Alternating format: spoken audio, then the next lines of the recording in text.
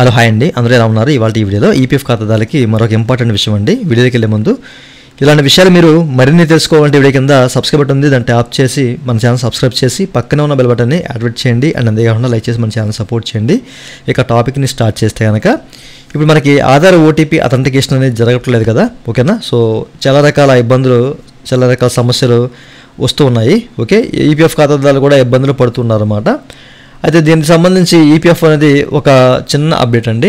Okay, అసలు ఒకవేళ మీ Aadhaar authentication అంటే ఆధార్ ఓటీపీ అనేది అథెంటికేట్ అవ్వకపోతే మీరు ఏం చేయాలి అనే దాని గురించి అయితే ఒక విషయాన్ని అయితే చెప్పింది. సో మీరు ఇక్కడ చెక్ చేసుకోవచ్చు, మనకి ఒక విషయం అయితే స్క్రోల్ అవుతుంది.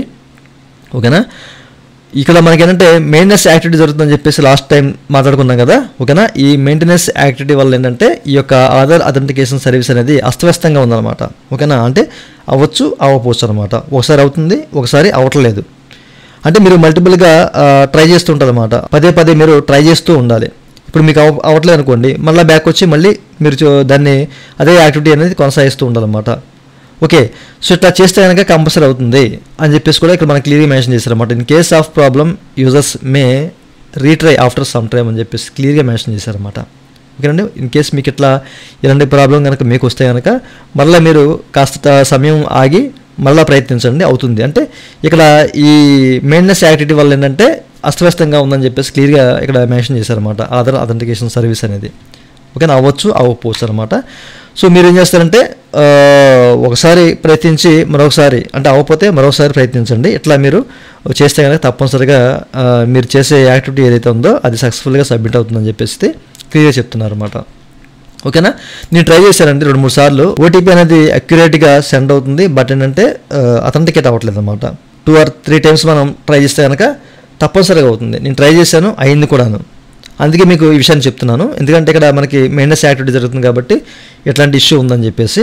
బట్ ఏంటంటే అవుతుంది, చాలామంది ఏంటంటే అవ్వట్లేదని చెప్పేసి ఆగిపోతున్నారు. మీరు ట్రై చేస్తూ ఉండండి, 1-2 సార్లు ట్రై చేస్తూ ఉంటే తప్పనిసరిగా మీకు ఏంటంటే ఆధార్ ఓటీపీ అనేది అథెంటికేట్ అవుతుంది. ఆ తర్వాత నెక్స్ట్ స్టెప్ అనేది ఓపెన్ అవుతుంది. మీరు అంచగ్గా మీరు పాస్వర్డ్ చేంజ్ చేసుకోవాలన్నా కానివ్వండి, లేదా పీఎఫ్ విత్డ్రా చేయాలన్నా కానివ్వండి, సో అంచగ్గా చేసుకోవచ్చు అనమాట. ఒకవేళ మీకు పీఎఫ్ విత్డ్రా చేసే టైంలో చివరి ఓటీపీ అనేది మీకు అథెంటికేట్ అవ్వదు అనమాట. 1-2 సార్లు మీరు ట్రై చేస్తూ ఉండండి. అలాగే రీసెండ్ చేస్తాను, ఓటీపీని మళ్ళీ రీసెండ్ చేసి అదే అంటే మారిన ఓటీపీని ఎంటర్ చేసి మీరు ట్రై చేస్తే కనుక తప్పనిసరిగా అంటే మీ ఫామ్ అనేది సక్సెస్ఫుల్గా సబ్మిట్ అవుతుంది. ఓకేనా, సో ఈ విషయాల్లో ప్రతి ఒక్కరికి తెలియాలి అనే ఉద్దేశం చెప్తున్నానండి. మీరు 1-2 సార్లు ట్రై చేస్తే తప్పనిసరిగా అవుతుంది. ఇదండి వాటి వీడియో. ఈ వీడియో మీకు నచ్చినట్టు దివ్య కింద లైక్ బటన్ ఉంది, లైక్ చేసి మన ఛానల్ సపోర్ట్ చేయండి. అలాగే ఇలాంటి విషయాలు మీరు మరి తీసుకునే కింద సబ్స్క్రైబ్ బటన్ ఉంది, దాన్ని ట్యాప్ చేసి సబ్స్క్రైబ్ చేసి పక్కన బటన్ అడ్డు చేయండి. థ్యాంక్ ఫర్ వాచింగ్ అండ్ జై హింద్.